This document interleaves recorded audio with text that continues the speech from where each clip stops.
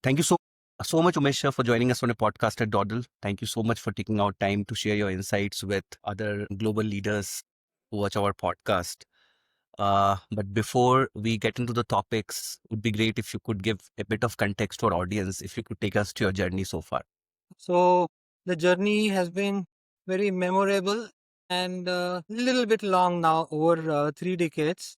Started and entered IT in 1987, 80, repairing computers myself and doing all such things. Then I started doing a lot of Unix-based networks. I mean, design, plan, implementation. So it was all terminal-based architecture. From that, the industry and the technology has been transitioning, and here we are. I mean, after having designed, architected, and delivered quite a few data centers across the country and globe, and high-end server rooms, data resilient architectures on network side, then obviously currently I'm delivering a lot into healthcare technologies. So that is what has been the journey. And when you Yes. look back, what has been the biggest shifts in how organizations use technology to drive business outcomes? Yeah, that's a beautiful question. I mean, it's very easy to answer in one sentence. It has been a memorable shift, but that wouldn't do the justice to the shift that has happened in technology and people's adoption and respect towards the technology. So, earlier, computers and softwares were looked as a replacement of records and journal, which were done manually, handwritten kind of stuff. So it was a device for a service which was looked at offering same thing on a computer, right? So the computer and the systems did not earn the respect of being a business enabler at that time. But later on, as the things became more and more complex and more data and everything had to be linked together, then people started realizing the importance of being on a software driven platform to run the business. So that shift really, people started looking at IT as an enabler of business. It went further down when softwares and the IT hardware became more knowledgeable and connected with the ecosystem of businesses. Like in healthcare, IoTs came in. IoTs automatically started sending very valuable, precise, and clear data into the databases, which did the inferences. So similarly in other businesses, in manufacturing segment or any other business, all the eyes and ears through some transducers, they got connected into a main data stream. So from IT business enabler, IT earned the respect of business driver. Yes. The companies whose IT is very strong, structured, and aligned to business started making more and more revenues at less and less investments. So their profitability increased, and so the faith and the trust in IT increased. And all this has really caused a paradigm shift, which was in let's say 1989 in and in 2025. It's a long period that gives me a feeling of watching a black and white cinema which is publicly shown, and today you have got 3D movies which you can watch in the cinema hall. That transition, what film industry felt, that transition is exactly what has IT seen in past 30 odd years. Right. We'll start with healthcare first, sir. Sure. You have been a CTO of a large hospital. Yes. What were the main critical challenges in digitalizing the healthcare operations, especially talking from Indian perspective? See, healthcare IT and IT of an enterprise. Yeah. So when I say IT of an enterprise, you can take examples of any automobile manufacturer or any, let's say, FMCG company or any software company. So the kind of IT that they roll over there or consume over there is far more, and what we design and utilize at healthcare, they're far more different and difficult to manage. You know, in rest of the world, other than healthcare, if there is a miss out on certain algorithms in software or any failure of IT, it will not cause a life. But in healthcare, today people are using robotic surgeries which are done remotely through IT, and even a small glitch in that connectivity can mean a lot to that actual patient who is getting operated. Similarly, in healthcare IT, when people use EMR, electronic medical records, the kind of data goes in, it forms a base for clinical decision support system. Now, CDSS becomes a baseline for prediction of any future ailments in the patient because it's a trend. So all these things, and there are multiple parts. The healthcare establishment or hospital must have a very robust IT with at least 99.95% uptime minimum. 100% uptime is expected, but it's difficult to deliver anything 100%. There will be one small thing which is missed out or which is causing not to score a perfect 10 like Nadia Cominsky in Olympic. But we do try to have 99.95% over here, right? So you must have a robust, fully self-tolerant, repairing kind of a IT platform. Server, storage, compute, your storage area network, the near and far DR, and all these things should be in place. So this is securing the bread for the IT in the hospital. Then comes the butter. Bread tastes better with butter, right? So the butter is HMIS solution, Hospital Management Information System. So the way that HMIS is designed, all the clinical pathways and operational workflows, etc., they have to be aligned with the standards laid by NABH or NABL or even JCI or ABDM now, and must be compliant to privacy norms with the recent Privacy Data Protection Act, which has come in, GDPR and HIPAA standards. So if they're matching, then that HMIS is compliant. Now we've seen what is bread and what is butter. So let us add cream to it now. Cream to it in healthcare is the connected architecture. So your lab machines in your radiology, and various IoTs connected to patient's bed. These are the additional things which can be done. And when they get interfaced with the HMIS, it still turns out further more meaningful data sets, which can be used to do a analysis for the patient. This actually we experienced during COVID, where it was difficult. The doctors were few and the patients were plenty. So we had done a lot of automation of patient's bed, and we used to fetch a lot of parameters and vitals remotely and systematically on time, and that really helped us to deliver quality service and have a better success rate in managing pandemic at that time. So that is the major difference between a normal IT and healthcare IT. And sir, with regards to that, can you also take us through a few new use cases of technology interventions that's coming in the healthcare industry? Right. I mean, there are many. I mean, there is so much of research development going on. One of the technology advancement that I see is the healthcare IoTs are coming like a commodity now. From a specialized electronic equipment which could talk to a computer, it has become a commodity now. You just go to maybe Amazon and search for a product called bedside monitor, and it comes readily available. You can self-install at home with the patient and subscribe for a service where they monitor all the parameters. And in case of anything, you get an alert on WhatsApp or email or maybe SMS or action plan, or that gets connected to telemedicine. So your clinician who is treating you or your doctor who is looking after you knows exactly what is happening with the patient at that time, so that he can proactively call patient or his relative and guide to have a change in medication plan, or maybe change of drugs, or maybe if it is an alert situation, patient can be moved to the hospital. So there are so many things coming in. And so there's one more thing which is coming up is called ICU-as-a-Service. Yes. So there are, it was there in the US. Now in India also people have started talking about.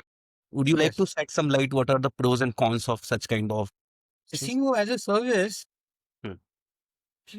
is difficult to be deployed as far as Indian context is concerned. Mainly because it's a mind block that my father is ailing and he needs ICU. So what is the picture that this statement cast in your mind? Is there is a hospital ward, there is a bed, there are so many equipments and tubes and probes connected to the patient, and there is a doctor or a RMO continually watching it. Yes. So you feel assured that somebody is there and things will be taken care of. Remote ICU is exactly same. Only thing, instead of that RMO or a doctor being there personally and physically, there is a information getting transmitted to the control center, which is manned by RMOs and doctors. So in case of any issues or any problem or any assistance, the floor staff can be mobilized to patient's location and corrective actions can be done. When you have a remote ICU, you've got far more probes connected to the patient, because then you need a look ahead level for action to be done. Okay, so that golden hour or golden 5 minutes, they are taken care of. They are extended by half an hour, 45 minutes. So, I mean, things are under control.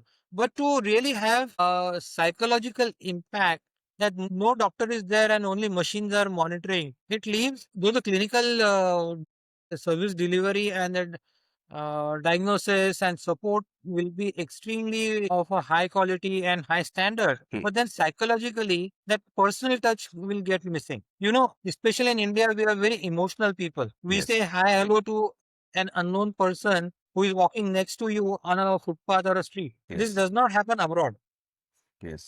Right? So we Indians are more emotional, human centric rather than process centric. But that's the way we are. That is what our spirituality also tells us, right? So this is a small hiccup which may be there when we launch ICUs at home or remote ICUs in India. Now, sir, moving back to the IT thing, is that would also like to take your insights on all these ransomware and cyber threats which are rising. What should an organization, put in place to protect against these data breaches and system compromises?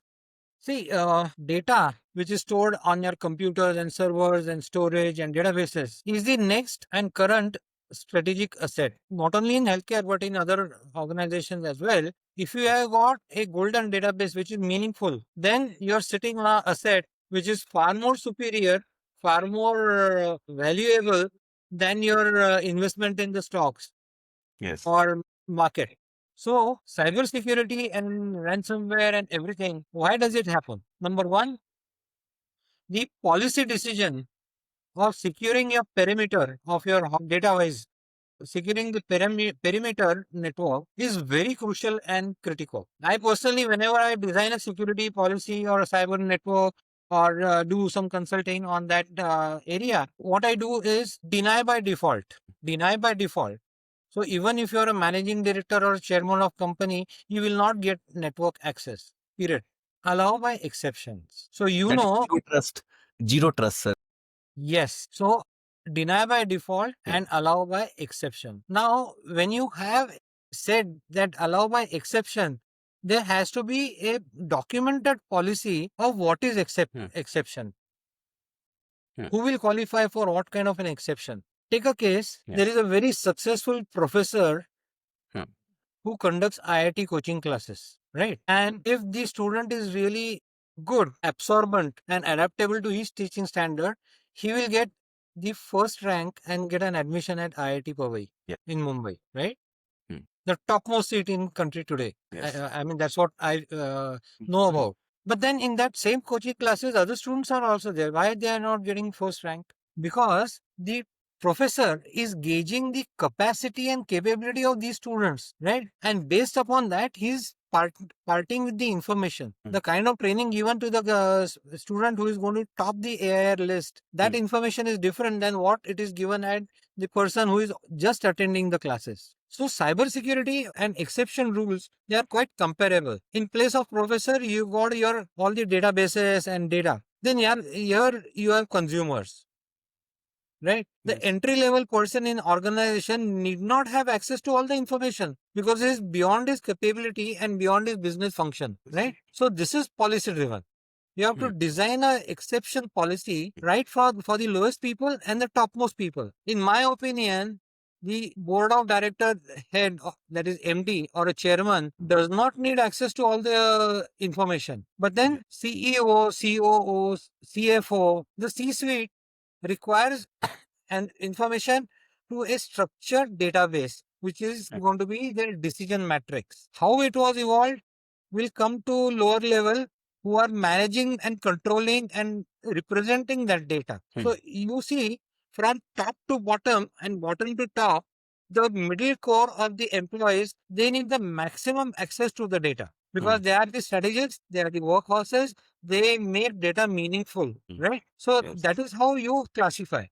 The moment you mess up with this architecture or thought process, you are keeping the some network ports open. Then you are allowing by your personal choices rather than policy certain accesses, and this gets monitored. How does it get monitored? People go home and say, "Hey, okay, I have access to HR system also, but you are in supply chain. Why should you have access to HR? Supply chain and HR, other than the salary, they are not linked, right? So all these things, they loose talks at home, gets a breach to confidentiality, and this goes out. So overall, in couple of years or few months, the picture of the cybersecurity posture gets evident in the market, which becomes easy for any hacker to really send a probe and check the security contents and plant a seed over there, which may grow into a ransomware and lock your data, hijack your business, or whatever. So, the foundation of cyber security when you deploy is the crucial time to get prevented. When I was a chief technology officer at Kingsway Hospitals in Nagpur, that is exactly what we did. During COVID, there were so many attacks, and I would not name, but there were so many prestigious hospitals whose data got ransacked. We also received so many attacks on our network, but we defended successfully each and every at the perimeter itself. No probe would come in, and they were not able to do anything to our software or data. Though it was a brand new hospital with very less experience, expertise of IT team, and everything was new for everybody, and the pandemic took us by surprise. So how you think will depend upon how you defend. It is a strategic decision to defend ransomware, hackers, attacks, data compromisation, malware, viruses. It's a strategic human decision, not a technology decision. Technology would enable your strategy. So business security strategy in turn will govern how to configure your devices so that you are safe. It is not the other way around. Because you have got an XYZ firewall, you can configure all these rules so that you will be safe. But what happens is if you configure everything and your business comes to standstill, that still is not a good. So you have to do a trade-off between what is the ultimate security and what is desired. And you have to trade off at a mutually agreeable level, and management should be made aware, we are carrying this much percent of the risk in business. If you are prepared for that risk appetite, then we will deploy this security framework. Also, when you are accepting any risk percentage as the security appetite, have a mitigation plan to it. In worst case scenario, if attack happens and it comes in that window where you have taken the risk, how do you mitigate that and how fast can you? So return to operation, RTO, becomes a critical over here. This was very insightful, sir. You kind of explained the complete overview, which gives such a great clarity to how organizations should actually shape their strategy. Sir, one more point is related to auditability. Like Okay. so that is very vital, especially in the regulated sectors. What role do you think audit trails and logging systems play in ensuring accountability? Auditing is very crucial. See, even in IT, when you roll out technology, there has to be a maker checker option. So, what I generally prefer is uh, you design something in IT and roll out.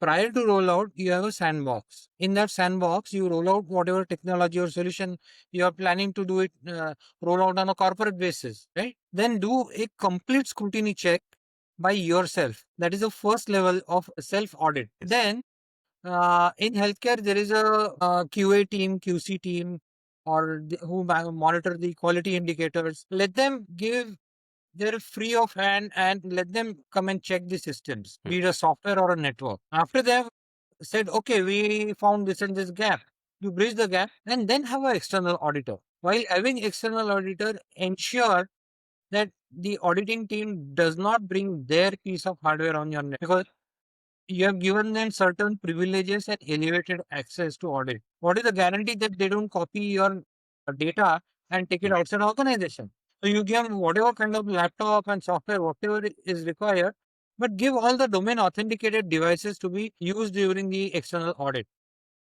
Yes. Audits are absolutely necessary. It's like studying for a year and appearing for the final year exam. There, it's okay if you get 80%. Here it is not. The objectives of rollout of cybersecurity and the evidences received in audit, they should match in totality.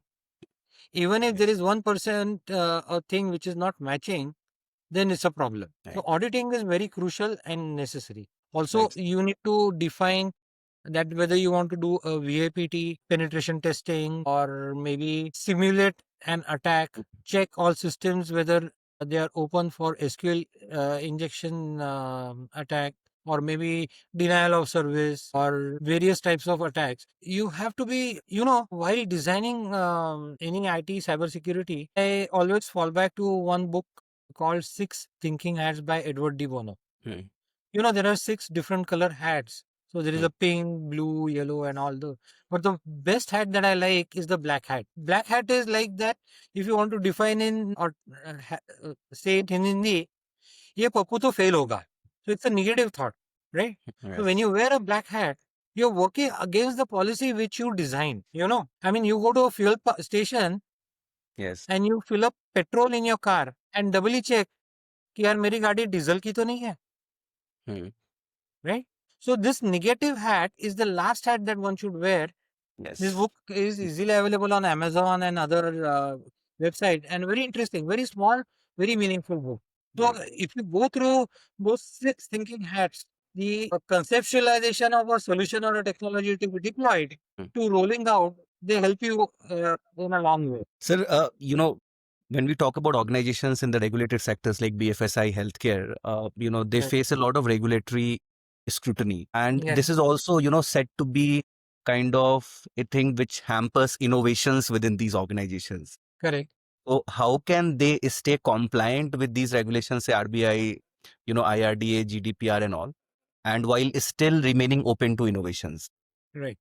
See, this is a very good question, and you have possibly the audience when they listen to this podcast, you will touch a lot of IT architects' heart, Yes. and the feelings, because the compliance framework and the ability to express the technology through creation, I believe these two lines are still parallel. When we look at is designing IT infrastructure, hardware, software, server, storage, compute systems, Mm, and cybersecurity, etc. We are not engineers at that time. mm, We take ourselves to be artists. And mm, there is a blank canvas. I can choose acrylic colors or oil paints or whatever. Imagine an artist having a large blank canvas and all sorts of colors and brushes, right? He starts painting, and suddenly the consumer who's going to buy that painting says, "Hey boss, I'm going to mount this painting outside my house. So I would prefer oil painting so that it stays.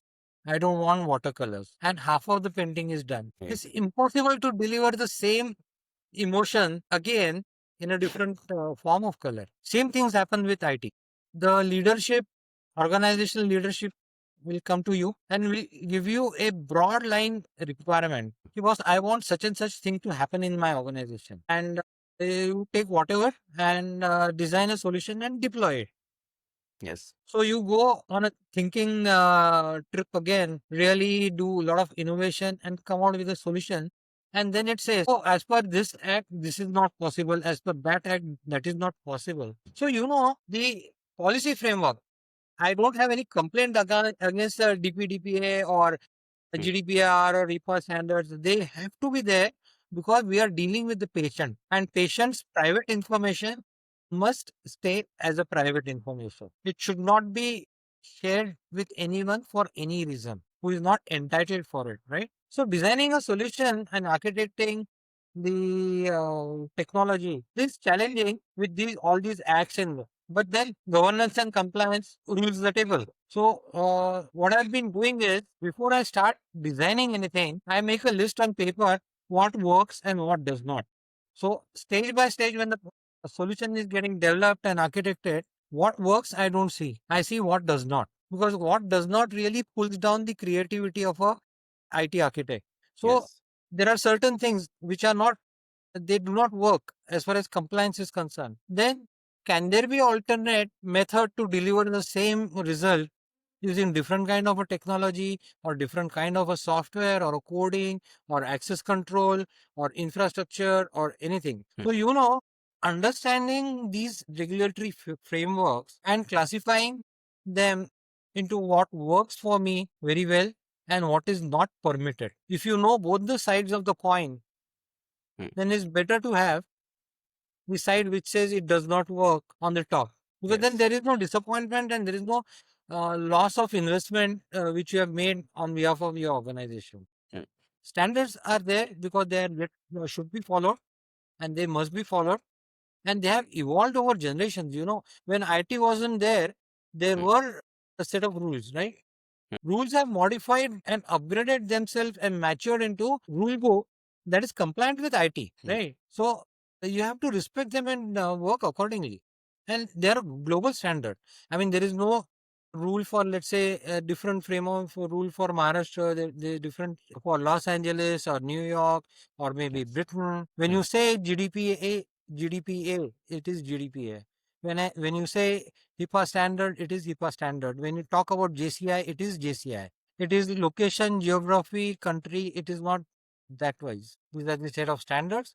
You need to be compliant, so you'll be compliant. There's no alternative to be for that. It's a Yes. painful task, but Hmm. it is not impossible one. Yeah. And then if you are innovating, you have to make sure that you are compliant with them. So Perfectly. the onus also lies on those products and solutions who are trying to, implement those solutions within, say, these kind of Yeah. companies. And Rishikesh, see, if your innovation is really worthwhile, there is a redressal forum in which you can write to all these compliance authorities, stating your use case, getting Yes. a clearance on it.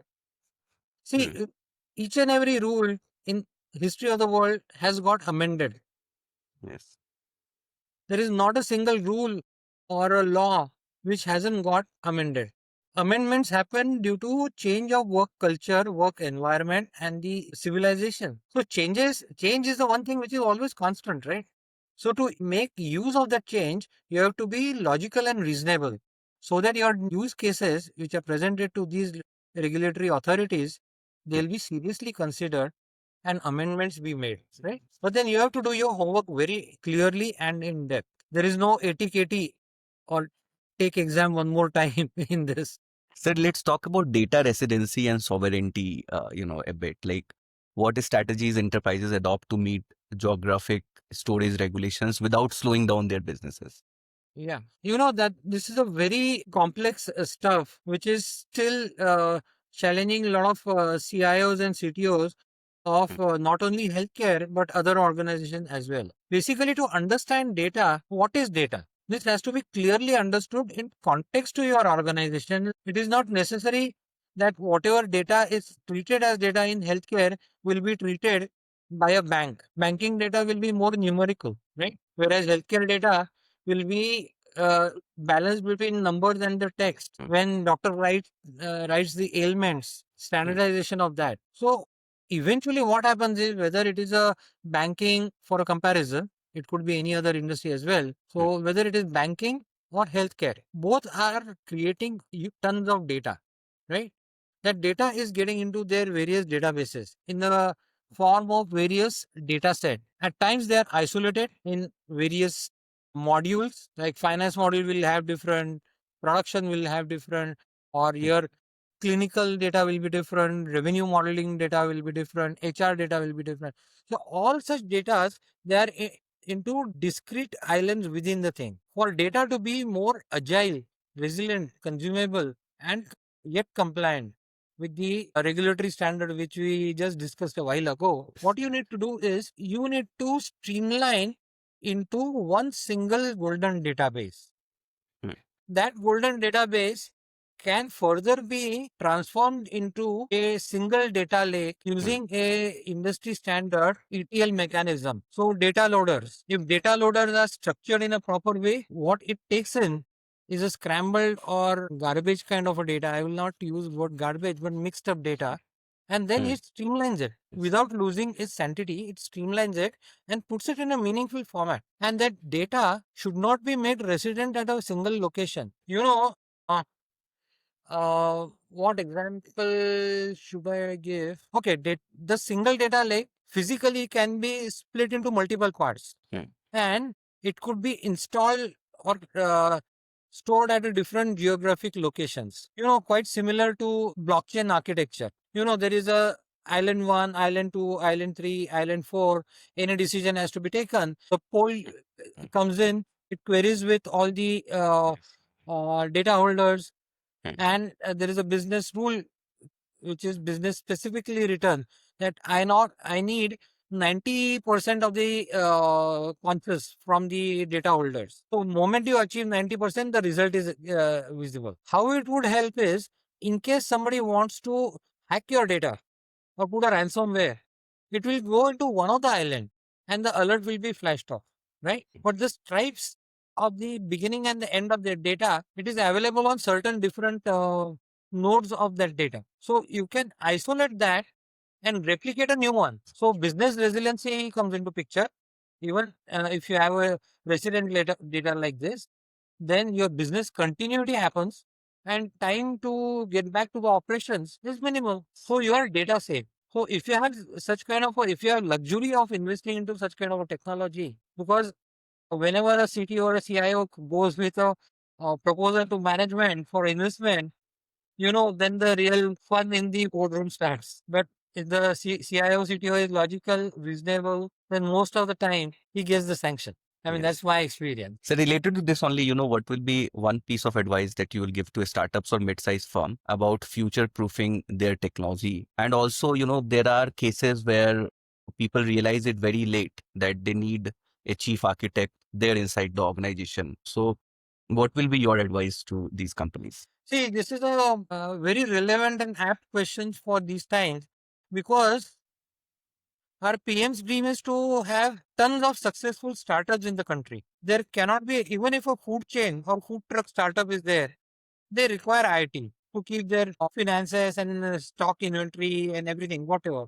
But IT becomes de facto standard and a vehicle to drive all these startups. Startups are always on tight budget. Their HR cost is the smallest cost within the organization, and it is more focused towards consumption of technology or doing something which is directly impacting or would propel the business to next level, right? That leaves a very less headroom to hire a competent IT architect or a CTO or a CIO. Because a CTO, CIO at that level would cost them a bomb.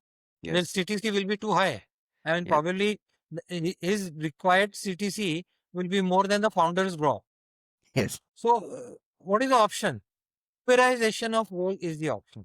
I have an organization called as a CTO as a service. So CTO as a service, what does it do? We have got a pool of CIO CTOs who are having similar kind of experience or expertise that I have, and depending upon the case, one of us leads the thing on a hourly basis. If I come to Bangalore and I want a Mercedes car to pick me up, I don't have to buy it, right? I can always call Uber or Hertz rent a car or any such service who will give me a Mercedes to pick me up from the airport and reach me at my business location. That's it. After that, when the car leaves, the driver doesn't remember my name, nor I remember the registration number of that Mercedes. But that car has done his job and delivered what was required. Same thing is happening with the CIO, CTO, and IT leadership. There is a strict NDA, non-disclosure agreement. Then there is a kickoff meeting so that the organization wanting to hire a part-time or a fractional CTO is their role is discussed. When the role is discussed, there is a proposal and engagement plan. It could be once a week, once a month, once a fortnight, or once in a month, or whatever it is. Depending upon complexity and requirement of handholding, the work model can be finalized and the work can start immediately. Beauty of this is, if you hire a fresher and you want him or her to head your IT, he does not have the experience and expertise.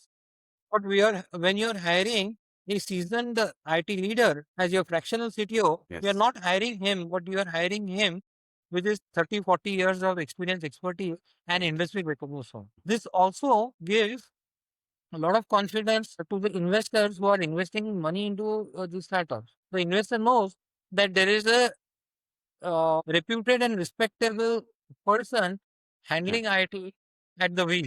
So any crash or accident is not expected. I mean, there are so many ways that a CTO can make an impact in an organization. Right technology, which is appropriate, affordable, and applicable. If you have got all these things put together, there is no reason why organization should not grow using a carrier called IT.